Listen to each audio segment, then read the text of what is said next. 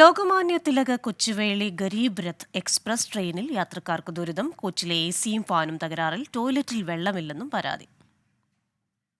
രാവിലെ എഴുന്നേറ്റ് പറഞ്ഞു 2 hours ലേറ്റാണ്. പിന്നെ കാസർഗോഡൊക്കെ വന്നപ്പോൾ കുഴപ്പമൊന്നുമില്ലായിരുന്നു. ചെറുതായിട്ടൊക്കെ ഒരു A C of ആവുന്നോ fan of ആവുന്നോ അങ്ങനെയൊക്കെ ഉണ്ടായിരുന്നു. കോഴിക്കോട് കുഴപ്പമില്ലായിരുന്നു, അങ്ങനെ പോയി. പക്ഷേ കോഴിക്കോട് എത്തിയപ്പോഴാണ് കണ്ണൂരിന് ശേഷമാണ് പ്രോബ്ലം വന്നത്. പിന്നെ ഇപ്പോൾ കോഴിക്കോട് വന്നപ്പോൾ കണ്ണൂരായിട്ട് ഒന്നുമില്ല.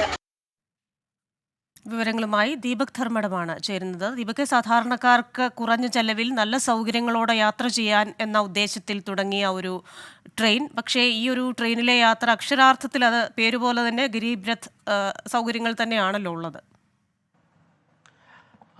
ഗരീബി രഥ് സാധാരണക്കാർക്ക് കുറഞ്ഞ ചെലവിൽ എ സിയിൽ യാത്ര ചെയ്യാൻ വേണ്ടി ഏർപ്പെടുത്തിയ ഒരു ട്രെയിനാണ്.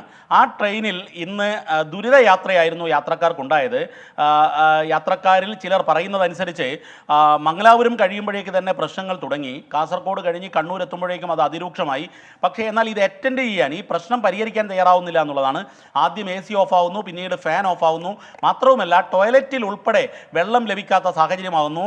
എന്നാൽ അതിശക്തമായ രീതിയിൽ യാത്രക്കാർ പ്രതിഷേധിച്ചു. കോഴിക്കോട് എത്തിയപ്പോൾ ട്രെയിൻ മുന്നോട്ട് കൊണ്ടുപോകാൻ പറ്റില്ല, പ്രശ്നം പരിഹരിക്കണമെന്ന് പറഞ്ഞപ്പോൾ ടെക്നിക്കൽ സംഘം വന്ന് താൽക്കാലികമായി പരിഹരിച്ചു. ഇപ്പം നമുക്ക് ലഭിക്കുന്ന വിവരം അനുസരിച്ച് ട്രെയിൻ പുറപ്പെട്ട് കഴിഞ്ഞു. കോഴിക്കോട് നിന്നും താൽക്കാലികമായ പരിഹാരമായി കഴിഞ്ഞു എന്നുള്ള ആശ്വാസ വാർത്തയാണ് ഇപ്പോൾ എത്തുന്നത്. ക്രിസ്റ്റീന, ഏതായാലും ക്രിസ്റ്റീന പറഞ്ഞതുപോലെ സാധാരണക്കാർക്കുള്ള ഒരു രഥത്തിൽ ദുരിതയാത്രയായിരുന്നു ഇന്നുണ്ടായത് എന്നുള്ളതാണ് യാത്രക്കാരുടെ പരാതി. ക്രിസ്റ്റീന, ശരി. ദീപക് ധർമ്മടമാണ് കോഴിക്കോട് നിന്ന് വിശദാംശങ്ങൾ നൽകിയത്.